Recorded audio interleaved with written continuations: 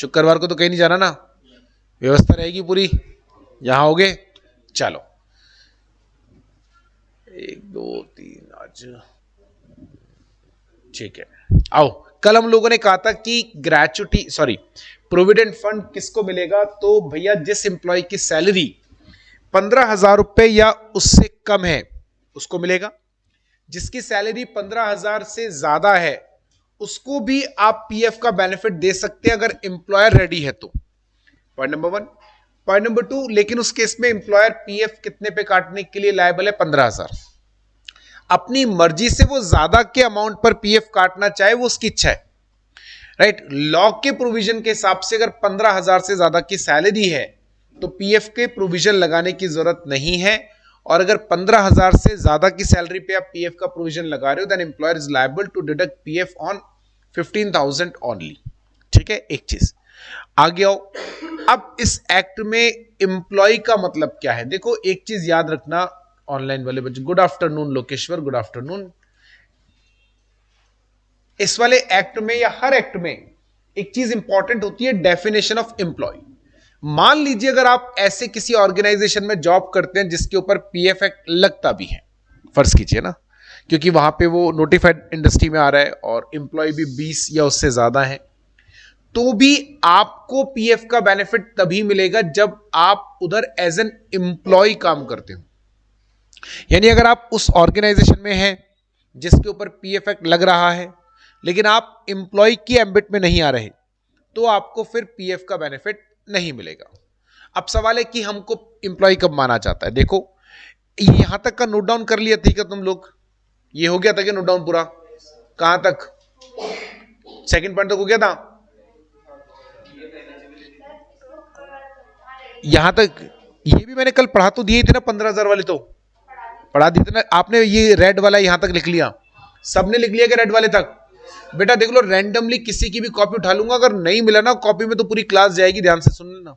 अभी भी अगर कोई ऐसा व्यक्ति है जिसने नहीं लिखा है तो हाथ खड़ा कर दे, रेड वाले पेन तक एक। और अगर रैंडमली किसी की भी कॉपी उठा ली बेटा नहीं मिला तो ध्यान रखना जितना लिखा है ना पीएफ में अब तक सारे पेज फाड़ दूंगा। या तो सच बता दो कि सर क्यों, अरे तो बेटा तू इतना एब्सेंट क्यों रहता है, क्या हो गया तेरे को, अब क्यों एब्सेंट था कल, अरे बेटा बातें नहीं करो, एब्सेंट क्यों था, कितना काम करता है तू बेटा, इतना काम करेगा तो कैसे काम चलेगा, फिर निर्मला ताई क्या करेगी, सारे काम तू ही संभाल लेगा फाइनेंस मिनिस्ट्री के, तो अब कब जाएगा, ये तो तूने पहले भी 3 बार बोला था।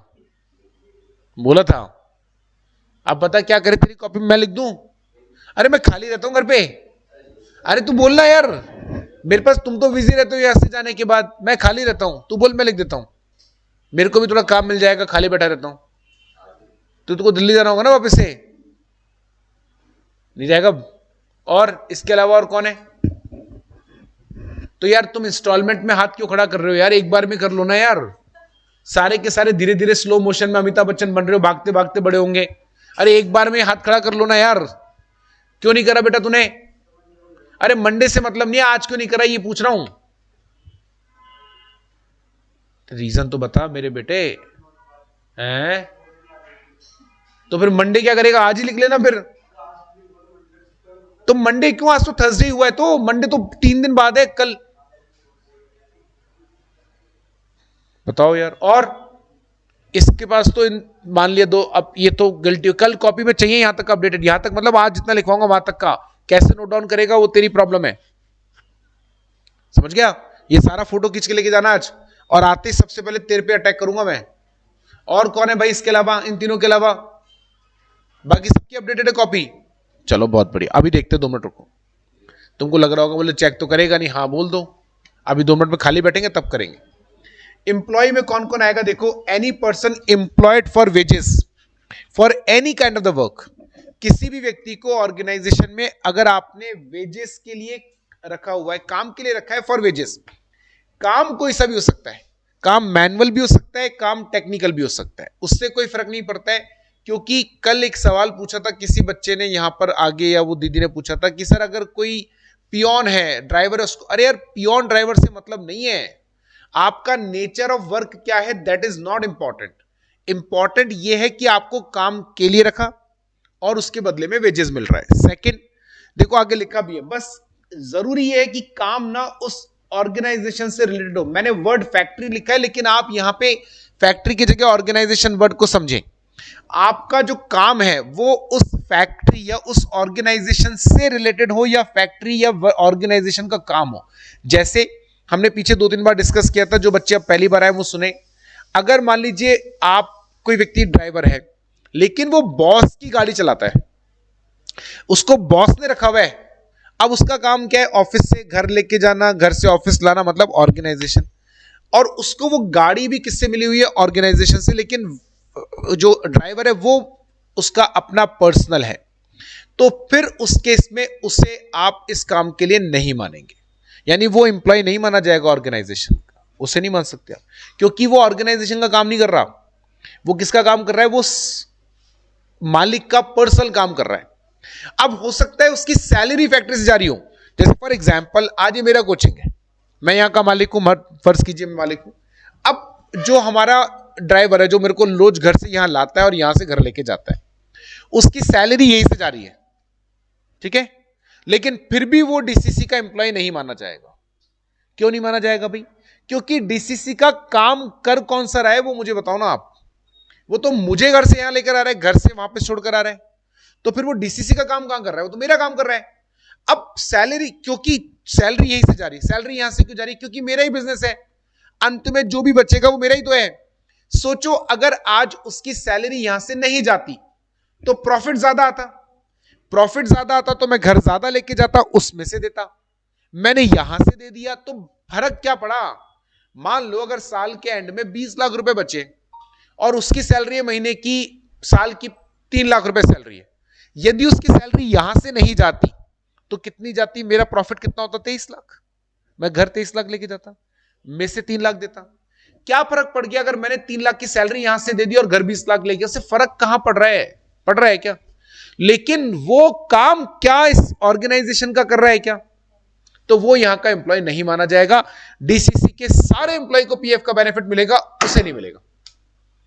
अब वो चीखे चिल्लाए कुछ भी करे, उससे कोई मतलब नहीं है, क्योंकि आप इस एक्ट के हिसाब से एम्प्लॉय के एम्बिट में नहीं आते। आप काम के लिए रखे गए, हां, वेजेस मिल रहा है, हां, लेकिन आपका काम ऑर्गेनाइजेशन के काम से रिलेटेड नहीं। अच्छा, अब इसको थोड़ा उल्टा कर दो। मान लीजिए उन्हें डीसीसी ने हायर करा, डीसीसी ने उसको जॉब में रखा और वो डीसीसी का एम्प्लॉय है, और उसको क्यों रखा गया है कि भैया तेरे को जब भी बोलेंगे ये गाड़ी चलाना, और जिसको बोलेंगे उसको छोड़ के उसको लेकर आ, तो वो तो रोज सुबह 10 बजे यहां आ जाता है, गाड़ी में आकर बैठ जाता है। आपने फोन करा इसको घर छोड़कर आ, वो छोड़कर आ जाएगा। आपने कहा उसको घर से लेकर आ, वो घर से लेकर आ जाएगा। यानी वो आपके लिए नहीं है, वो तो ऑर्गेनाइजेशन के लिए। ऑर्गेनाइजेशन जिसको बोल रहा है उसको छोड़कर आ रहा है। ऑर्गेनाइजेशन ने बोला रोज मालिक को घर छोड़कर आ, मालिक को घर से लेकर आ, तो अब वो एम्प्लॉय है डीसीसी का। समझ गए आप? क्योंकि ऑर्गेनाइज, कल को मालिक बदल गया तो भी वो छोड़कर आएगा, लेकिन दूसरे को छोड़कर आएगा। यानी अगर वो मेरा पर्सनल ड्राइवर होता तो मैं नौकरी छोड़ के जाता तो मेरे साथ जाता।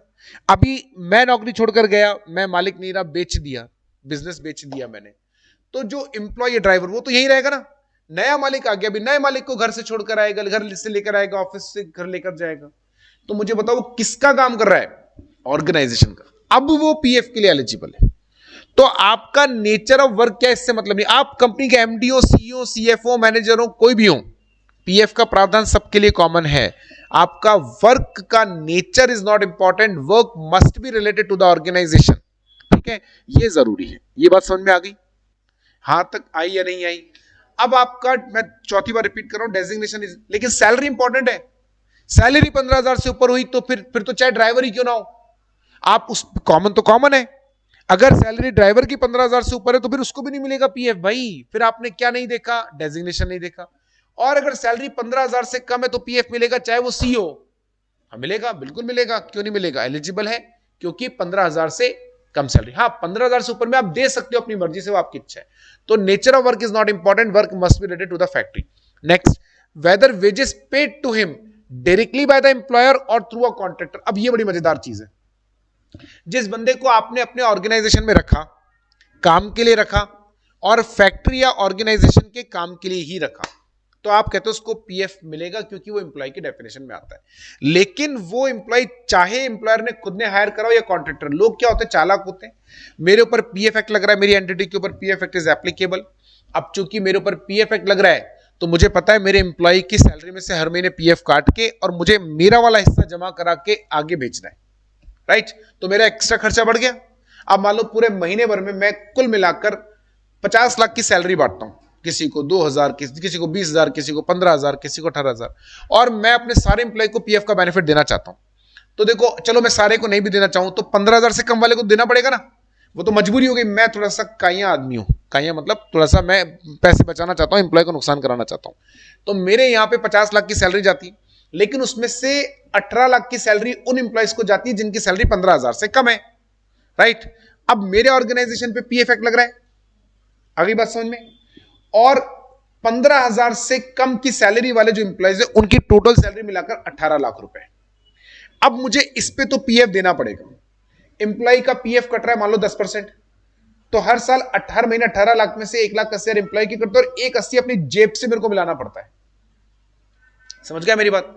और ये करना पड़ेगा, मजबूरी है। 15,000 से ऊपर वालों को तो मना कर दूंगा, नहीं देता मैं, कुछ भी नहीं कर सकते आप मेरा। 1,80,000 हर महीने मेरी जेब से जा रहा है। 18 लाख की सैलरी के अलावा 1,80,000 और जा रहा है, और 1,80 में आपके में से काटूंगा, 3,60,000 जमा करूंगा हर महीने। 1,80 का मतलब हो गया साल के मुझे 21,60,000 रुपए एक्स्ट्रा खर्चा करना पड़ेगा, और ये मुझे करना ही पड़ेगा, चॉइस नहीं है। 21 लाख 18 लाख रुपए पर मंथ सैलरी है, तो 12 महीने की टोटल सैलरी हो गई आपकी 2,16,00,000 रुपए। 2,16,00,000 का 10% मान लो, अगर पीएफ 10% करता तो 21 लाख। अब मेरे को लग रहा है बचाऊं कैसे 21,60,000? कोई तो तरीका हो जिससे मैं अपने ये 21,60,000 बचा लूं। तो मैंने क्या करा, मैंने एक कॉन्ट्रैक्टर को बुलाया अजमेर से, ठीक है। अजमेर से विनीत को बुलाया। विनीत लेबर कॉन्ट्रैक्टर है, लेबर सप्लाई करता है। मैंने कहा देख ऐसा है भाई, अपने को चाहिए 40 बंदे, ठीक है, ये काम करवाना है। 40 बंदे को भी छोड़ो ना आप, तो बोले देख यार ये काम करवाना है। जो वर्कर्स थे ना 15,000 से कम की सैलरी वाले, वो जो काम करते थे उनको हटा दिया मैंने। विनीत को बुलाया, मैंने कहा ये काम करवाना है, बता कितने पैसे लेगा। इसने कहा सर महीने के 18 लाख रुपए लूंगा। ठीक है, कितने बंदे लगाएगा, चल छोड़ना, कितने भी लगा मेरे को क्या लेना देना। तो 2 लगा चाहे 10 लगा, 20 लगा चाहे 50 लगा, मेरे को तो ये काम कराने से मतलब है। अब मैं तो इसको हर महीने 18 लाख रुपए दे दूंगा, मेरा काम खत्म। पीएफ ये काटे मेरे, मैंने तो एम्प्लॉय को हायर ही नहीं करा, मैंने किसको रखा है, कॉन्ट्रैक्टर को। मैं तो पूरा बल्क पेमेंट किसको करता हूं, कॉन्ट्रैक्टर को पूरा पेमेंट कर रहा हूं। तो ऐसे में अगर मैं कॉन्ट्रैक्टर को पूरे 18 लाख रुपए दे रहा हूं, तो मैंने तो एम्प्लॉय रखा कहां, कौन सा पीएफ। अब देखो मेरे 1,80,000 रुपए पर मंथ बच गए ना, बढ़िया काम हो गया। अब ये अपने एम्प्लॉयज का पीएफ काटे या ना काटे ये जाने, इसके ऊपर पीएफ एक्ट लगता होगा तो ये पीएफ उनका काटेगा, जमा कराएगा, पर मैं तो बच गया, मैं तो टेंशन फ्री। कितना बढ़िया काम हो गया ना। और ये बहुत ही घटिया आदमी है, डोंट माइंड ना एग्जाम्पल। अरे जैसे मैंने मेरे लिए भी तो बोला था ना, तो एग्जाम्पल है, ऐसे नहीं, अच्छे बच्चे हो सब। ये चालाक है, बहुत चालाक है।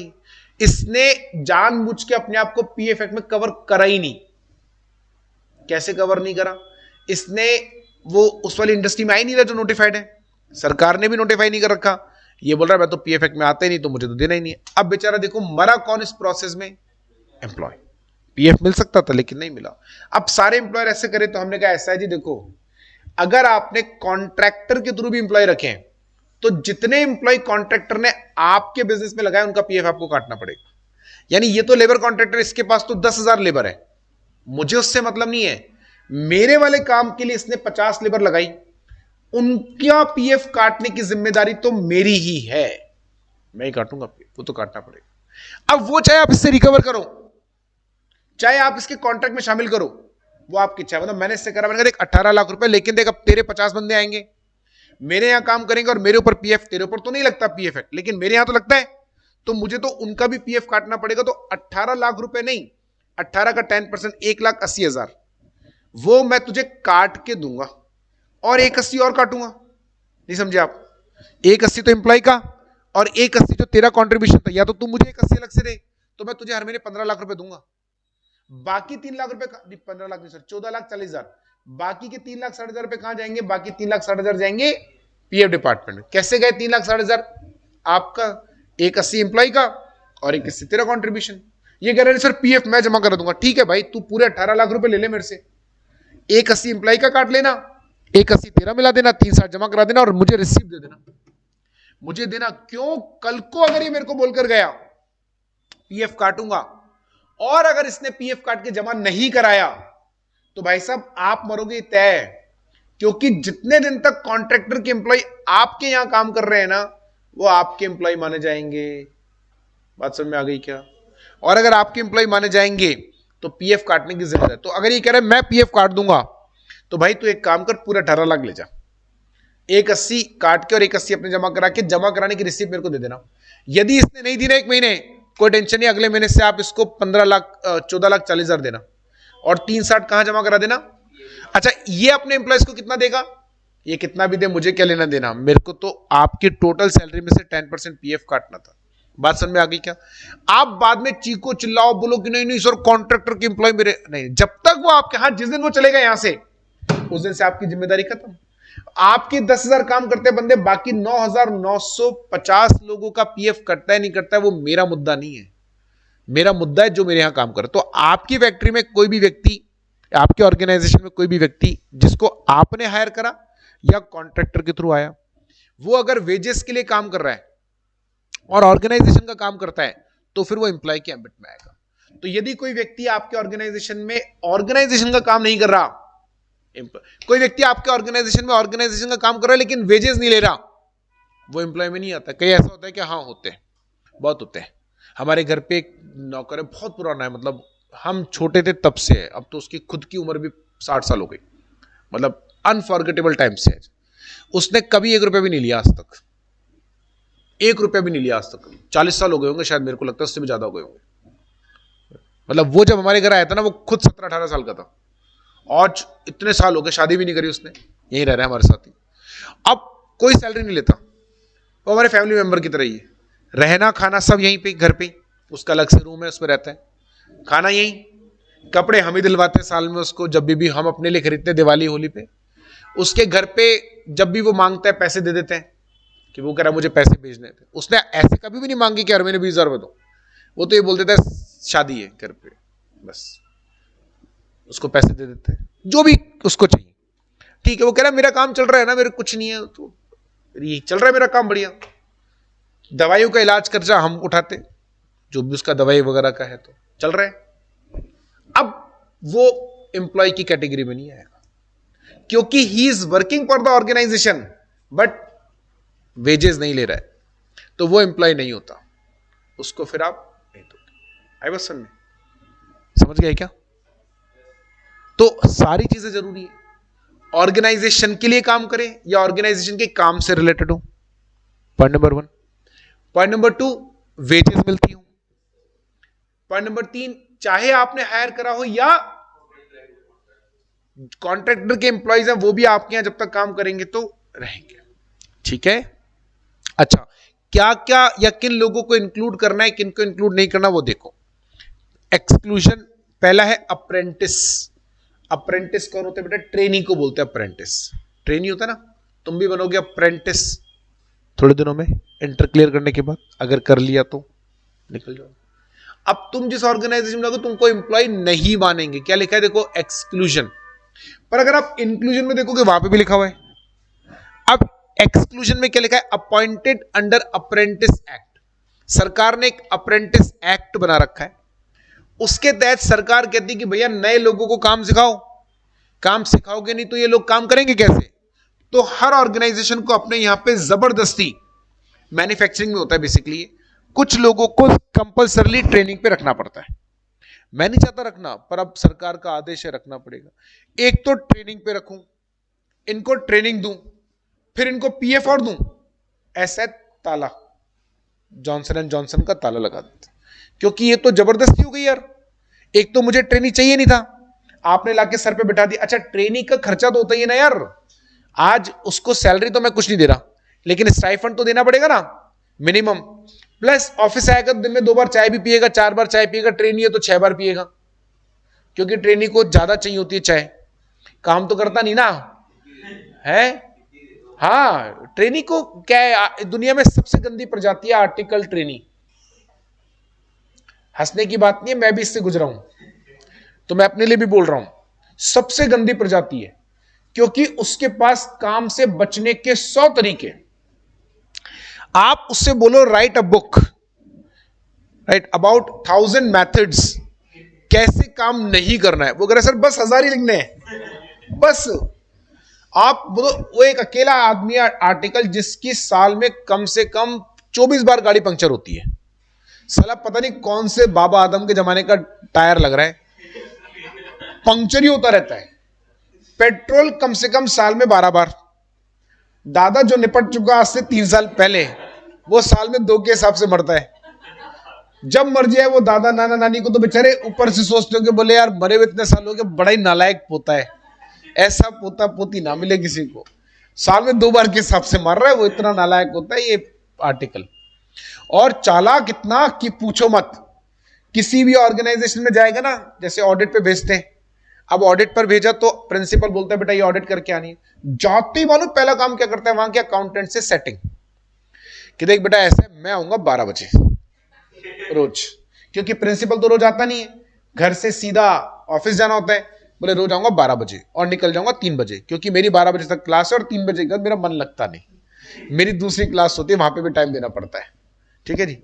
अब अकाउंटेंट भी चालाक, अच्छा हम उम्र होता है तो अकाउंटेंट भी सेट हो जाता है, उसके बदले में अकाउंटेंट को फायदा क्या, उसकी गलतियां नहीं निकालेंगे ना, फ्रॉड एंड एरर होगा छुपा लेंगे हम, अगर कोई एरर होगी तो हम सही करवा देंगे, रिपोर्ट में नहीं आएगा, तो अकाउंटेंट का अपना पर्सनल इंटरेस्ट है। अब भाई साहब किसी दिन प्रिंसिपल भी चालाक, पर वो भूल गया आर्टिकल ज्यादा चालाक है।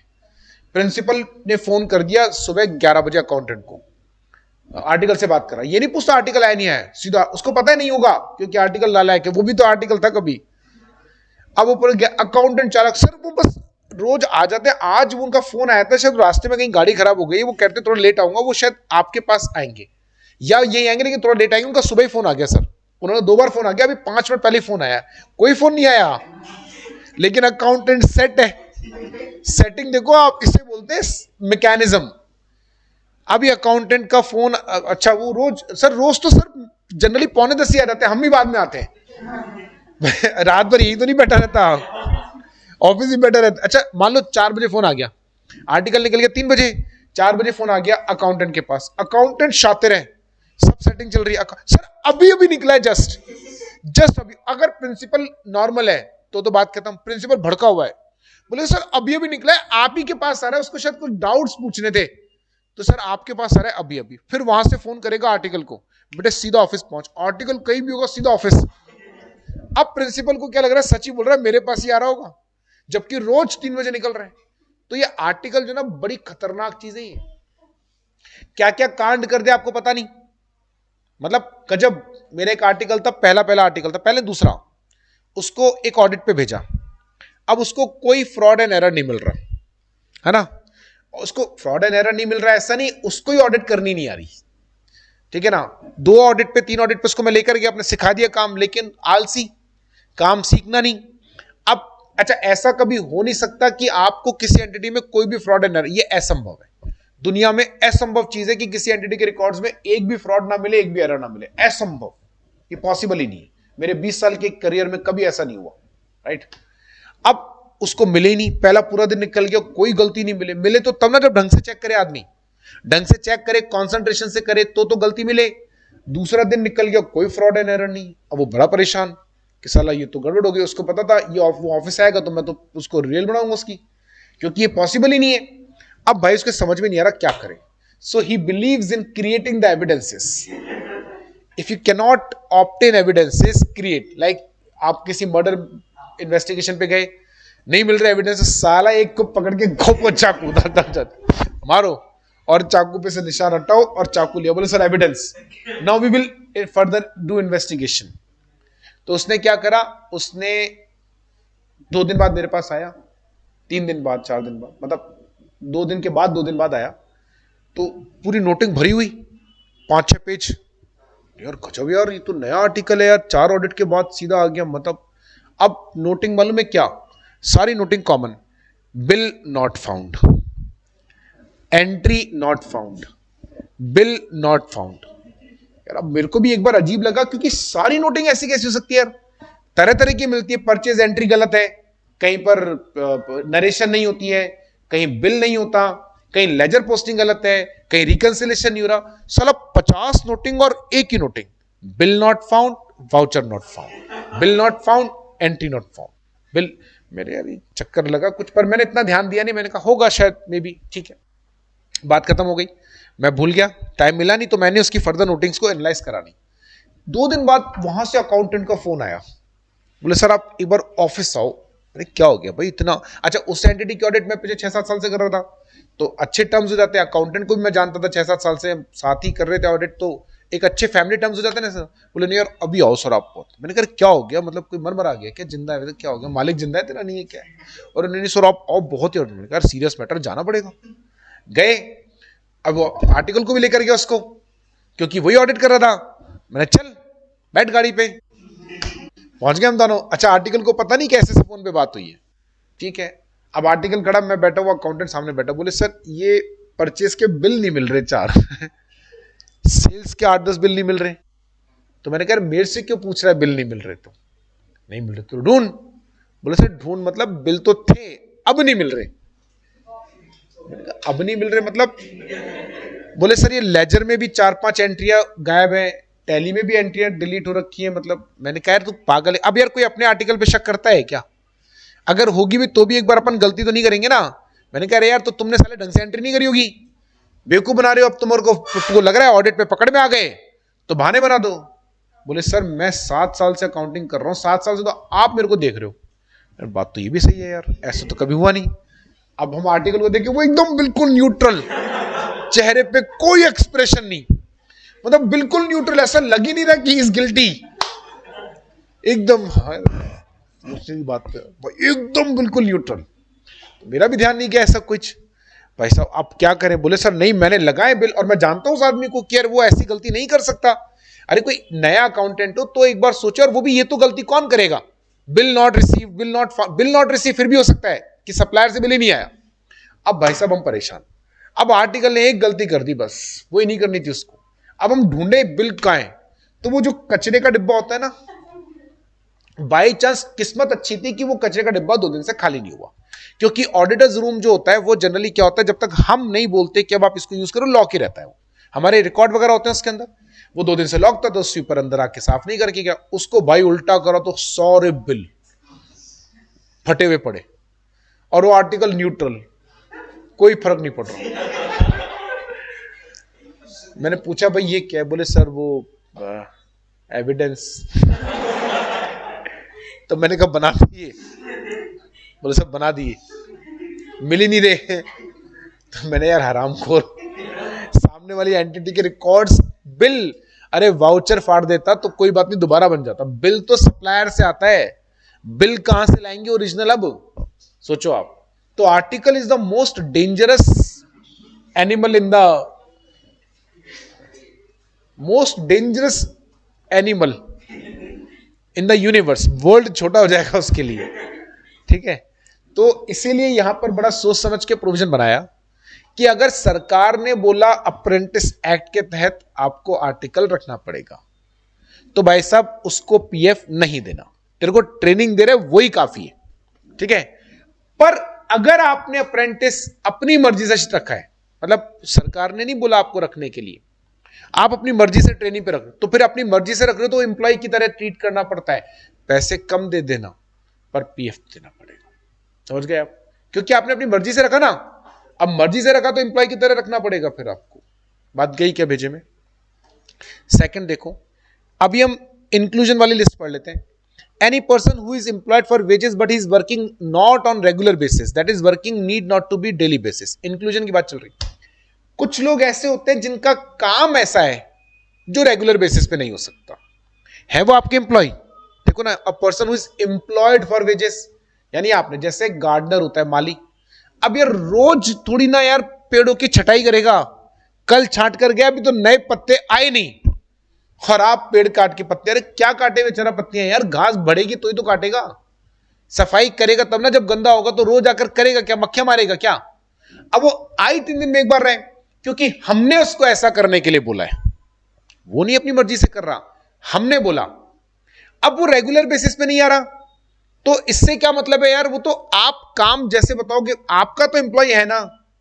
एक होता है जिसको आप बुलाते हो जब जब जरूरत पड़ेगी तब पैसा देके फ्री करा, जैसे आप अपने घर में हम लोग करते हैं ना, गार्डन, हमारे इतना कोई बहुत बड़ा गार्डन थोड़ी, मुगल गार्डन थोड़ी बना रखे घर पे यार, छोटा सा गार्डन होता है, आगे वो बरामदा सा जो होता है, तो बरामदे में गार्डन बना हुआ है छोटा सा, जरा सा। अब हमारे कौन से उसमें इतने बड़े लंबे चौड़े फूल उगे पड़े हैं, तो 15 दिन में, महीने में एक बार, महीने में कई बार तो महीनों में एक बार हम क्या करते हैं, गार्डनर को बुला लेते हैं, आजा भाई, फोन कर देते हैं उसको, आजा, वो सफाई कर जाता है, हाथ के तेरे पैसे ले और खत्म कहानी। अब दोबारा जब जरूरत पड़ेगी तब बुला लेंगे, नहीं पड़ी 2 महीने जरूरत तो नहीं बुलाएंगे। ये एम्प्लॉय की कैटेगरी में नहीं आता, क्योंकि आपने उसको एम्प्लॉय नहीं करा। आ रही मेरी बात समझ में? किसके घर में प्लम्बर परमानेंट होता है भाई? बड़े लोगों के होते हैं फैमिली डॉक्टर, अपन जैसे गरीब लोगों के फैमिली डॉक्टर नहीं होते। हमें तो जब बीमार पड़ते डॉक्टर के पास जाते पैसे देकर, तो वो हमारा एम्प्लॉय नहीं है। पर रिलायंस में मुकेश अंबानी का अपना फैमिली डॉक्टर होगा, जिसको हर महीने सैलरी मिलती है 2 लाख रुपए, उसको रात को 2 बजे भी कॉल करेंगे दौड़ा दौड़ा आएगा, उसका पीएफ काटना पड़ेगा। He is employed for wages. समझ गए आप मेरी बात? तीसरा देखो, beedi manufacturing is included in PF. ये सरकार का नोटिफिकेशन है, बीड़ी वाले को शामिल करने के पीछे सवाल ये कि बीड़ी वाले का ही नाम क्यों लिखा? ऐसे तो बहुत सारे बिजनेसेस हैं। बीड़ी उद्योग में क्या होता है कि जनरली जो मैन्युफैक्चरिंग होती है ना, वो फैक्ट्री में नहीं होती, बीड़ी सब गांव में बनती है। और बीड़ी बनाने का तरीका बड़ा आसान है, पत्ता होता है, उस पर बीच में तंबाकू डालते हैं, रोल करते हैं, धागे से बांध देते हैं, काम खत्म। 99.99% लोग ये काम घर जाके करते हैं। यानी वो सुबह जाते हैं फैक्ट्री में, जो कि बहुत छोटी सी फैक्ट्री होती है, कट्टा भर के तंबाकू दे दिया, कट्टा भर के पत्ते दे दिए, धागे की गिट्टी आती है वो दे दी, ले जाओ, शाम तक वो बीड़ी बना के लेकर आते कर अपने घर पे। घर पे क्यों ले जाते हैं? आसान रहता है, बच्चे बच्चे हैं उनको संभालना आसान है, बड़े बच्चे हैं उनको भी लगा दो काम पे, है ना। वो बूढ़े बूढ़े लोग होते हैं ना, जो बहुत एजेड होते हैं, 70-80 प्लस, क्या बोलते हैं हमारे गांव में तो डोकरा डोकरी बोलते हैं, आपके क्या बोलते हैं पता नहीं, हमारे गांव में ऐसे बोलते हैं। देखो वो जो भी है ना, उनको उनको नाम ही उनका वो हो जाता है, डोकरा डोकरी है ना सब। जैसे मेरे पापा वगैरह, अब तो दादाजी नहीं रहे, पापा भी नहीं रहे खैर अब तो वो ऐसे बोलते हैं। तो वो खाली बैठे होते हैं, तो वो लगा दो काम पे, बीच में एक आध फूंक भी लेते हैं तो थोड़ा इजी हो जाता है प्रोसेस। अब चक्कर ये कि इसमें जो एम्प्लॉय घर पे लेकर गया वो फैक्ट्री में काम नहीं कर रहा, तो उसको पीएफ कैसे मिले? तो वो तो नुकसान हो गया ना उसका, वो अपनी कंफर्टेबिलिटी के लिए लेकर गया। लेकिन यहां पे हमने कहा नहीं, घर पे लेके जा रहे तो भी पीएफ का मिलेगा, बीड़ी उद्योग पर लगेगा। ठीक, बात समझ में आ गई? अच्छा, एक्सक्लूजन में एक तो अप्रेंटिस पढ़ लिया आपने, एक क्या होता है any employee who is appointed on temporary basis. देखो बेटा, ये उस वाले का अपोजिट है, उधर सेकंड वाला था ना, ये वो वाला एग्जांपल दे, टेम्परेरी बेसिस, जरूरत पड़ेगी बुला लेंगे, काम हो गया तेरा पैसा लेके जा। अब कब बुलाएंगे? जब जरूरत पड़ेगी, नहीं पड़ी तो नहीं बुलाएंगे। उसका पीएफ नहीं काटना। कैसे काटोगे? टेम्परेरी बेसिस पर है, हमें पता ही नहीं उसको रखना है रखना है, वो नहीं लेना। और पार्टनरशिप में बेटा बहुत इंपॉर्टेंट सवाल है, यहां तक कोई दिक्कत अगर है तो पूछ लो पहले, पक्का कोई कंफ्यूजन नहीं है, सोच लो आराम से, फिर देखो सवाल पूछूंगा बाद में चिचियाना नहीं। और अभी किसी को डाउट लग रहा है कोई भी एक छोटा मोटा, क्या पढ़ रहे थे हम पता है ना, एम्प्लॉय में कौन आएगा कौन नहीं आएगा। पार्टनरशिप फॉर्म होती है, उसमें पार्टनर्स होते हैं, and some of the partners are active partners, they used to get remuneration, बोले तो सैलरी। जैसे मान लीजिए हम तीनों की पार्टनरशिप फॉर्म है, अब और तुम सब हमारे कर्मचारी हो, बड़ी पार्टनरशिप है, एक्सपोर्ट इंपोर्ट का बिजनेस है हमारा सारा का सारा ना, ये अजमेर से देखता है, ये चोमू से देखता है, और मैं वॉशिंगटन से देखता हूं देखो एग्जाम्पल मैं बना रहा हूं तो सारी अच्छी चीजें मैं लिखूंगा, बुरी चीजें तुमको दूंगा। जब तुम एग्जाम्पल बनाओ तो तुम उल्टा कर देना, ये तो अपने अपने हाथ में जी। तो पूरा विदेश का, वॉशिंगटन का, ऑस्ट्रेलिया का, सिडनी का, सारा का मैं देखता हूँ, और यहाँ का ये दोनों देखते हैं। अच्छा, ये स्लीपिंग पार्टनर है, ठीक है, विनीत स्लीपिंग पार्टनर है, ये शादियों में व्यस्त रहता है थोड़ा सा। मैं ऐसी 2-4 दिन मजाक उड़ाऊंगा, तू बुरा मत मानना। देखो मेरी है ना ऐसी मजाक करने की आदत है, पर्सनली नहीं लेना, सर मेरा मजाक उड़ा दिया फिर मुंह सुझा के बैठ गए, बहुत ही नहीं कर रहा मैं तो, है ना। या ज्यादा किसी को बुरा लग गया, सीढ़ियों में से ऊपर आ रहे, कल तक गुड मॉर्निंग बोल रहे थे, अब तो देखो भैया ऐसा है, बुरा मानने का काम तो है नहीं, है ना। किसी का मजाक उड़ाना हमारा उद्देश्य वो नहीं होता, बस ऐसी आप लोगों से हंसी मजाक कर लेते हैं। थोड़ा सब्जेक्ट थ्योरेटिकल है ना, तो थोड़ा सा माहौल बन जाता है। बाकी इसका उद्देश्य किसी का, और अगर मेरी क्लास के बाद इस क्लास में किसी बच्चे को मैंने कुछ बोला, मेरे बाद अगर उस बच्चे को किसी और ने कुछ बोला तो छोड़ूंगा नहीं, ध्यान रखना, बस क्लास तक, इसके बाहर नहीं, और इस पर पर्सनली नहीं लेने का कुछ भी, है ना, ऐसे। और फिर भी अगर किसी को लगे कि नहीं नहीं सर मुझे तो बुरा लगता है, बता देना भाई, नहीं दूसरा ले लेंगे एग्जाम्पल, अपने तो घनी जनसंख्या है, किसी को भी धर लेंगे, ठीक है, तो ऐसा नहीं करना, ठीक है। अब ये स्लीपिंग पार्टनर है, ये शादियों में व्यस्त रहता है, अजमेर कोटा ब्यावर वगैरह, तो ये हम दोनों एक्टिव पार्टनर है। अब रेशो तो तीनों का 1/3 है, हम दोनों ने कहा चला हम ही काम क्यों करें एक्स्ट्रा, अरे यार पार्टनर तो तीनों बराबर के हैं, 1/3, हम 2 एक्स्ट्रा काम क्यों करें। तो उसने बोला भाई तुम दोनों एक्टिव पार्टनर, तुमको 1/3 प्रॉफिट के अलावा सैलरी भी मिलेगी। रेम्यूनरेशन टू पार्टनर्स होता है, अब मिलनी भी चाहिए यार, इसमें तो गलत भी नहीं है। तो मैंने कहा ठीक है भाई, तो मैंने कहा भाई 2 लाख सैलरी मेरी, 20,000 इसकी, ठीक है। मैं विदेश का संभाल रहा हूं ना, नहीं ये स्लीपिंग पार्टनर है, ये भी अगर एक्टिव पार्टनर हो तो इसको भी रख लेते। तो हमने अपनी सैलरी फिक्स कर दी 2 लाख और 2,000 पर 20,000 पर मंथ, ठीक है। अब हमारे जितने भी एम्प्लॉई हैं इन सबका पीएफ कटता है हर महीने। हमने बड़ा बिजनेस है, हमने कर रखा नहीं, चाहे 15,000 से कम हो चाहे ज्यादा हो, और 20 से ऊपर एम्प्लॉई हैं तो पीएफ कटेगा, सबको पीएफ काट। ये आया मेरे पास एक, बोले साहब मेरा भी पीएफ काटो, 20,000 का 10%, 2,000 आप मेरी सैलरी में से काटो, 2,000 जमा कराओ। मैंने कहा मेरा भी काटो, 2 लाख का 20%, 10%, 20,000, इसकी जितनी सैलरी उतना मेरा पीएफ। ये चिचियाने लग गया, विनीत बोले पार्टनर का पीएफ का है का। मैंने कहा भाई पार्टनर का पीएफ नहीं काट रहे, लेकिन हम लोग एज एन एम्प्लॉय काम कर रहे हैं ना, तो हमारा पीएफ, तो बात तो सही है ना। तो बताओ मैं और ये सही बोल रहे हैं या ये सही बोल रहा है। विनीत कह रहा है नहीं कोई पीएफ नहीं मिलेगा, partners are the owners of the company firm, they are not entitled. लेकिन हम दोनों कह रहे हैं but we are also working as an employ, then hence we are entitled for the PF, hence PF shall be deducted from our salary and equivalent amount shall be deposited by the firm to the PF department. यानी इसकी salary में से हर महीने 2,000 कटेंगे और 2,000 form मिलाएगी, 4,000 PF department में जाएगा, मेरी सैलरी में से भी 20,000 रुपए कटेंगे, 20,000 फॉर्म मिलाएगी, 40,000 जाएगा, ठीक है। विनीत कहता है नहीं, एक बार कह दिया सो कह दिया। तो बताओ ये सही बोल रहा है या हम सही बोल रहे हैं।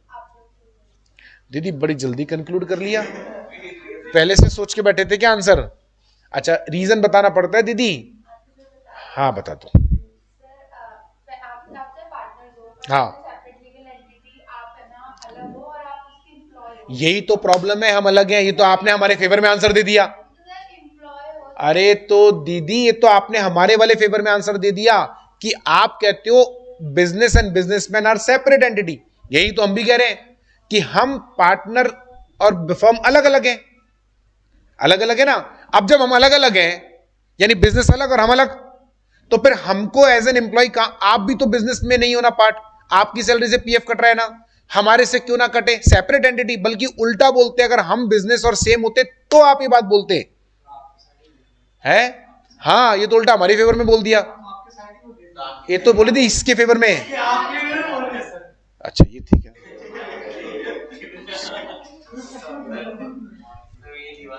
विनाश काले विपरीत बुद्धि, तेरे साथ कोई नहीं है कि कोई इसके साथ भाई। अरे अच्छा तू यार दगाबाज आदमी, तेरे को एक तो पीएफ दिलवा रहा हूं, ऊपर से तो उसका साथ दे रहा है। चल कोई नहीं, ये एम्प्लॉय नहीं है ये भी दोनों स्लीपिंग पार्टनर है, ठीक है। मैं अकेला हूं जो कि पूरा बिजनेस संभालता हूं और 5 लाख रुपए पर मंथ मेरी सैलरी है, अभी भी इंक्रीमेंट लगाए। हाँ भैया बताएंगे क्यों, इसका बताओ ना, इसके फेवर में आप बोल रहे हो ना सही है, क्यों सही है। लेकिन मैं तो एज एन एम्प्लॉय भी काम कर रहा हूं, तो डबल काम कर रहा हूं ना, मैं तो डबल कैपेसिटी में काम कर रहा हूं। पार्टनरशिप फर्म है, उससे क्या फर्क पड़ रहा है। तो मैं काम तो 2 कैपेसिटी, अच्छा आप मुझे 2 पैसा अलग अलग दे रहे हो ना, क्यों दे रहे हो आप मुझे 2 बार अलग, रेम्यूनरेशन अलग दे रहे हो, प्रॉफिट अलग दे रहे हो, क्यों दे रहे हो आप, क्योंकि मैं 2 कैपेसिटी में काम कर रहा हूं। तो मैं आपसे एज अ पार्टनर जो रेम्यूनरेशन ले रहा हूं, एज अ पार्टनर जो प्रॉफिट ले रहा हूं, उसमें थोड़ी पीएफ मांग रहा हूं। पीएफ मैंने किसमें मांगा, सैलरी वाले में। तो मैं गलत थोड़ी ना बोल रहा हूं यार। फिर एक मिनट पहले भैया को निपटाएंगे।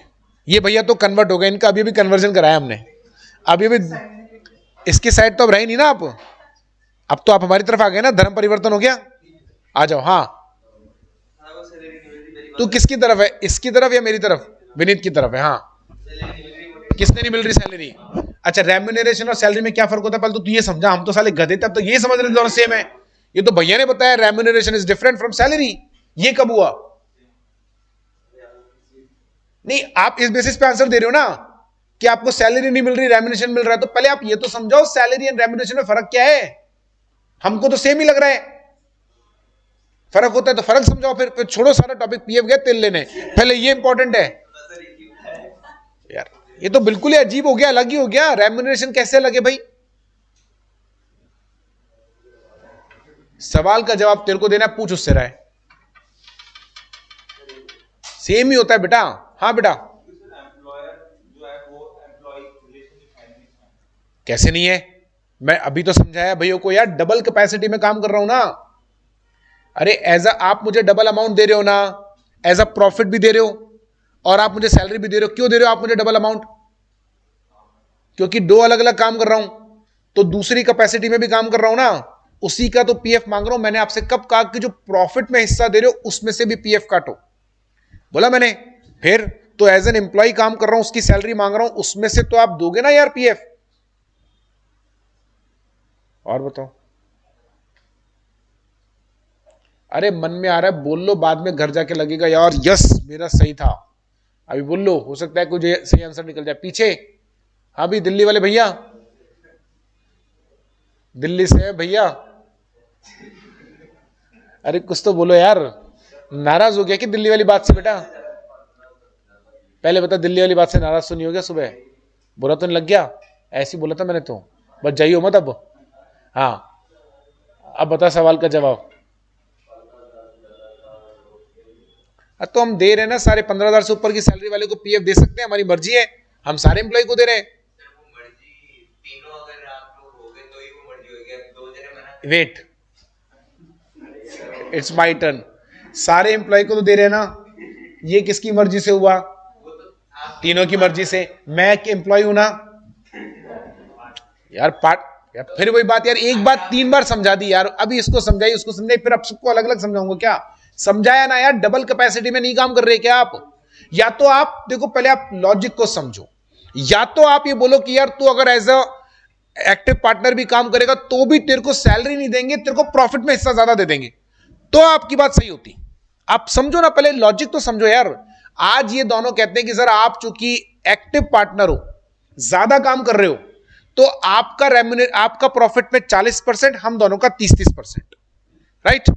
यहां मुझे सैलरी नहीं मिल रही ना, रेम्यूनरेशन नहीं मिल रहा ना, तो मैं आपसे पीएफ की बात नहीं कर रहा, कर ही नहीं सकता, क्योंकि लॉजिक नहीं निकल रहा। क्योंकि मुझे एक्स्ट्रा काम करने का पैसा मिला, लेकिन एज अ रेम्यूनरेशन मिला और एज अ प्रॉफिट मिला। लेकिन ये कहते नहीं, प्रॉफिट में हिस्सा तो बराबर ही रहेगा। तो मैंने कहा फिर मैं भी एक्स्ट्रा काम नहीं करता। तो बिल्कुल सही बात है। आज जब तुम कहते हो 1/3 तो साला मैं ही अकेला काम क्यों करूं? तुम भी करो मेरे साथ काम, तीनों काम करते हैं मिलके, तीनों डिस्ट्रीब्यूट कर लेते हैं, किसी को रेम्यूनरेशन नहीं मिलेगा। करेक्ट, बात खत्म हो गई। लॉजिक वाली बात कर रहा हूं, और कोई लॉजिकल बात दिखे तो मुझे रोक लेना। तो कुछ तो एक्स्ट्रा दोगे मुझे यार, एक्स्ट्रा काम करने का मतलब मैं क्यों एक्स्ट्रा काम करूंगा यार? अब एक रीजन तो बताओ। या तो एक्स्ट्रा प्रॉफिट दो, या इन्होंने कहा ठीक है प्रॉफिट तो तीनों को बराबर मिलेगा, लेकिन तू एक्स्ट्रा काम कर रहा है तो सैलरी अलग से ले ले। सैलरी दी ना आपने, पार्टनर सैलरी, रेम्यूनरेशन मिला ना, तो मैं पीएफ क्यों ना मांगू? मुझे आप एक रीजन बताओ। आप मुझे एम्प्लॉय भी मान रहे हो, आप मुझे रेम्यूनरेशन भी दे रहे हो, और आप मुझे पीएफ नहीं दे रहे यार, ये क्या बेवकूफी है?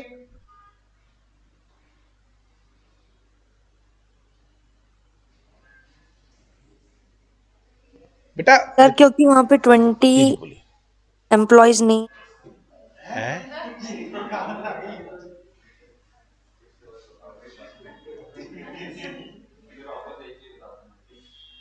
50 से कम एम्प्लॉय किसने बोला बेटा?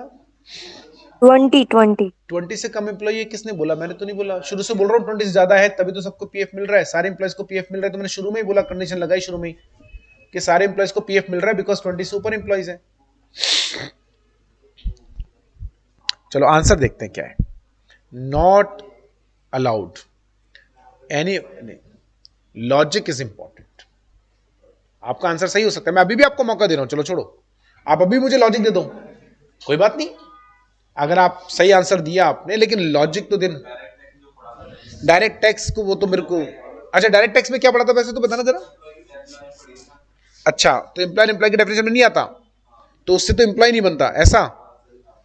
अच्छा है प्रिंसिपल,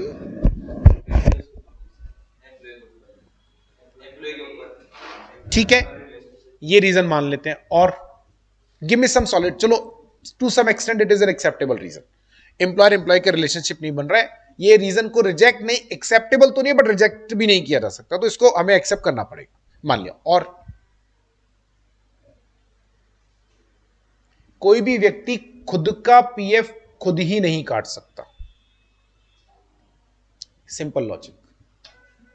अगर ऐसा करेंगे तो क्या होगा, ऐसा करेंगे तो जितने लोग कहीं नौकरी नहीं करते सब लोग बोलेंगे मेरा भी पीएफ काटो और जमा कराओ, सरकार को बोलेंगे जमा कराओ, ये तो बेवकूफी हो जाएगी, ये तो गड़बड़ हो गई ना, फिर सरकार क्यों जमा कराएगी भाई, तो फिर हम आपको अलाउ नहीं कर सकते, because you can not deduct your own PF. Own PF salary अगर आज आपको नहीं मिलती तो ये अमाउंट कहां ऐड होता, प्रॉफिट में, आपके पास घूमकर एज अ प्रॉफिट आता, क्योंकि सैलरी नहीं बांटते उतनी तो कम हो जाता, प्रॉफिट बढ़ जाता, तो घूम के प्रॉफिट आता, प्रॉफिट में से तो आप पीएफ काट रहे थे ना, खुद ही का पीएफ काट के खुद ही जमा करा रहे हो, इस तो फिर पीपीएफ ही खुलवा लो।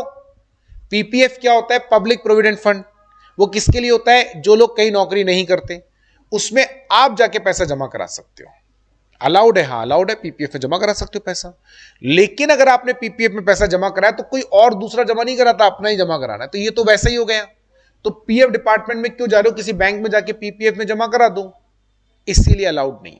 अब देखो क्या लिखा है, पार्टनरशिप में यानी partner is working, partner salary पर पीएफ डिडक्ट हो गया नहीं, नॉट एम्प्लॉय एक्सक्लूजन, क्योंकि सेल्फ सैलरी पे पैसा नहीं दिया जा सकता, ठीक है।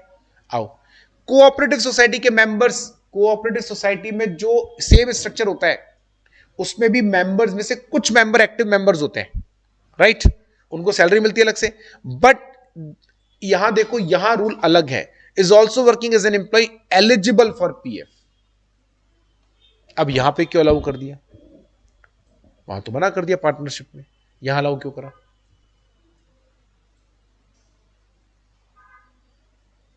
नीचे देखो, नहीं नीचे तो बेकार वाले पॉइंट, बताओ जल्दी से, यहां क्यों शामिल करा, क्योंकि कोऑपरेटिव सोसाइटी का स्ट्रक्चर कंपनी के जैसा होता है, और कोऑपरेटिव सोसाइटी में मेंबर्स की लायबिलिटी अनलिमिटेड नहीं होती, क्या होती है, पार्टनरशिप फॉर्म में लायबिलिटी होती है अनलिमिटेड, इसलिए पार्टनरशिप का जो प्रॉफिट है वो सीधा पार्टनर्स के पास जाता है, सोसाइटी का प्रॉफिट मेंबर्स के पास नहीं जाता, वो डिस्ट्रीब्यूट होता है एज अ डिविडेंड, वो भी अगर डिक्लेयर करा तो, नहीं करा तो कुछ नहीं होगा। जैसे आप रिलायंस के मेंबर हो, 3 साल से कंपनी में प्रॉफिट हो रहा है लेकिन कंपनी ने डिविडेंड नहीं दिया, आप जाकर ये नहीं कर सकते मैं 3% का शेयर होल्डर हूं मुझे प्रॉफिट में, यू कैन नॉट, मांग सकते हो क्या, कंपनी नहीं डिक्लेयर करती डिविडेंड नहीं मिलेगा, आप होंगे 3% के लेकिन आप प्रॉफिट में हिस्सा नहीं मांग सकते, बताओ मांग सकते हो क्या, सोसाइटी में वैसे चलता है, इसीलिए सोसाइटी का profit is not the profit of members, partnership firm का profit is the profit of partners, तो जो प्रॉफिट पार्टनर्स का है अपने ही प्रॉफिट में से आप पीएफ नहीं काट सकते, पर सोसाइटी में तो ऐसा नहीं होता है, सोसाइटी तो अलग है, बिल्कुल ही कंपनी की तरह है, तो अगर मैं वहां पर नौकरी कर रहा हूं तो मेरा पीएफ कटेगा, सेम कंपनी में होता है, आप कंपनी में डायरेक्टर हो और आप, अच्छा छोड़ो कंपनी में डायरेक्टर, ईसोप होता है, ईसोप एम्प्लॉय स्टॉक ऑप्शन प्लान, आप कंपनी में नौकरी कर रहे हो, जॉब करते हो, कंपनी ने ईसोप दे दिया, आपको मिल गए 100 शेयर, आप शेयर होल्डर बन गए यानी मेंबर बन गए, मतलब ओनर बन गए, आपकी सैलरी पे पीएफ कटेगा नहीं कटेगा, पहले एम्प्लॉय थे आप, अभी भी हो, कटेगा ना, क्यों कट रहा है, क्योंकि कंपनी का सेपरेट लीगल एग्जिस्टेंस होता है, कंपनी की अपनी लायबिलिटी लिमिटेड होती है, एंड कंपनी का profit is not the profit of members, company decide करेगी प्रॉफिट में हिस्सा देना है नहीं देना है, तो यानी अगर कल को मेरे को पीएफ नहीं मिला तो वो पैसा मेरे पास घूम के एज अ प्रॉफिट नहीं आएगा, पार्टनरशिप में वही प्रॉफिट घूम के, बताया ना अभी, अगर आज सैलरी नहीं मिलती तो वो प्रॉफिट ज्यादा आता मुझे मिलता, कंपनी में ऐसा नहीं होता, अगर मेरे को आज कंपनी ने पीएफ नहीं काटा ना तो मेरे पास घूम के नहीं आएगा प्रॉफिट के तौर पे, क्योंकि कंपनी डिविडेंड डिक्लेयर कर ही नहीं रही। तो मैंने कहा भाई ऐसा है, मुझे तो मेरा पीएफ दे दो, क्योंकि साला पीएफ नहीं काटा तो तुम्हारे प्रॉफिट में ऐड होगा, वो प्रॉफिट मेरे पास आए नहीं आए पता ही नहीं। मैंने पीएफ दे दो, देना पड़ेगा। आ रही बात समझ में? अरे आया नहीं आया? नहीं आया? हाँ या ना? आ गया हो। कैजुअल वर्कर इंक्लूड नहीं होगा, पहले ही कह चुके। Employees of school shall be treated as an employ, उनको इंक्लूड करना है, मिलेगा। ठीक है, बस आज के लिए इतना ही, बाकी जाओ